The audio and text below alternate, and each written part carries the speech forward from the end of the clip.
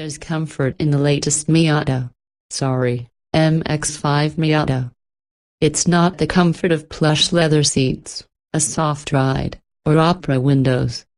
It's the comfort of knowing that even in its fourth generation, Mazda's two-seat roadster steadfastly remains a Miata. The MX-5 is sui generis partly because of its size and the toy-like character that size confers.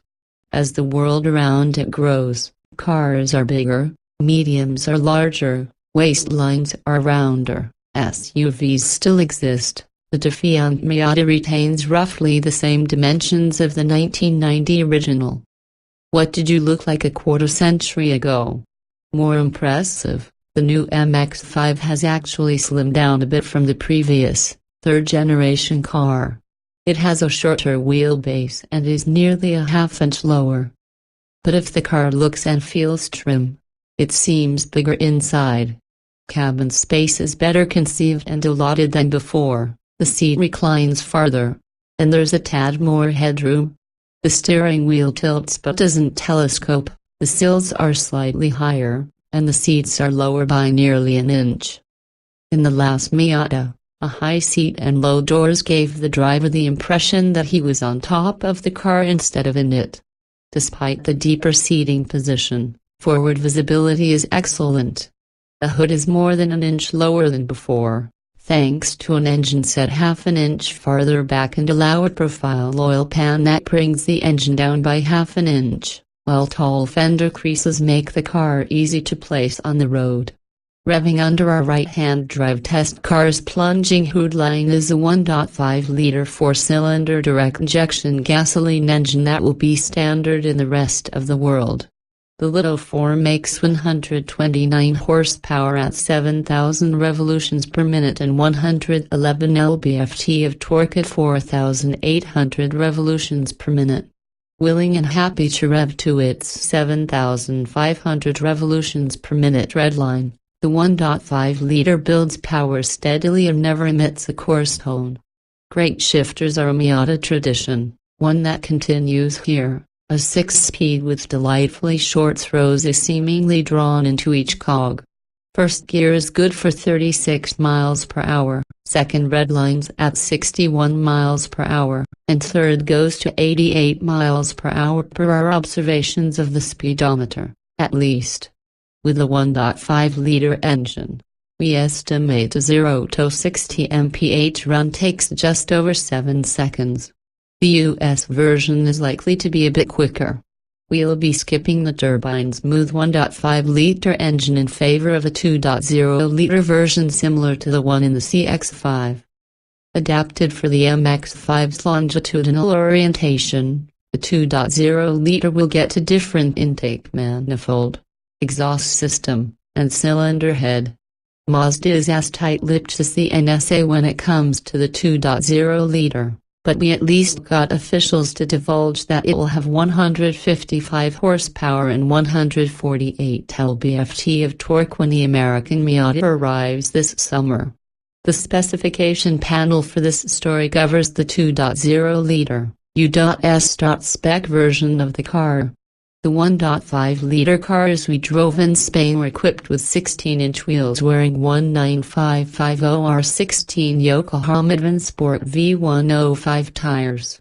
Thus equipped, grip is excellent and the tires don't squeal, no matter how hard you pound their little faces into the asphalt.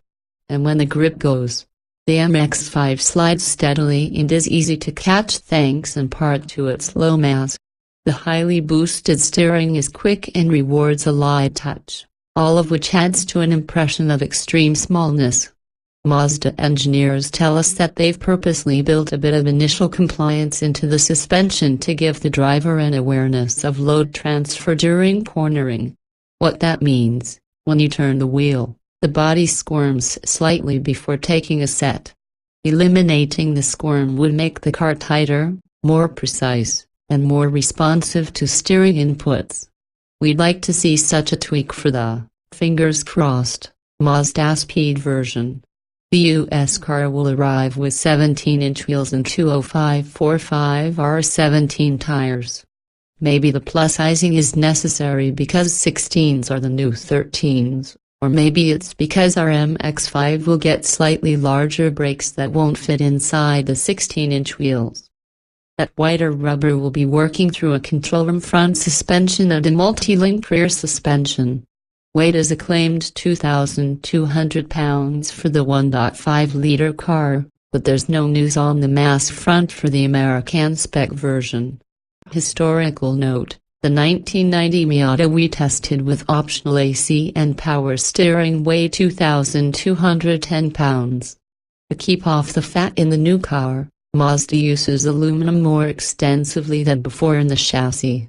The previous Miata had an aluminum hood, trunk lid, center frame brace, and suspension arms. In addition to those lightweight pieces, the new MX-5 uses aluminum for the front fenders, front knuckles, convertible top supports, rear bulkhead and roll hoops, and front and rear bumper supports. The center of gravity drops by nearly a quarter inch. We're going to predict that our US version will weigh in at less than 2,400 pounds. These weight-saving measures should carry over to the Fiat version of this car, which Mazda will assemble in Hiroshima alongside the MX-5, as well as the recently unveiled Cup Racing version. Since the Miata's arrival 26 years ago, sports cars have slowly grown into giants. Bigger cars may have bigger engines, they may carry passengers more comfortably, and they might sell better in China and everywhere else for that matter, but it's gratifying to know that the Miata continues to stay true to the original, which itself stayed true to the Lotus Elan. It's still a small sports car. It's still big fun. It's still a toy. Best of all, it still makes us happy.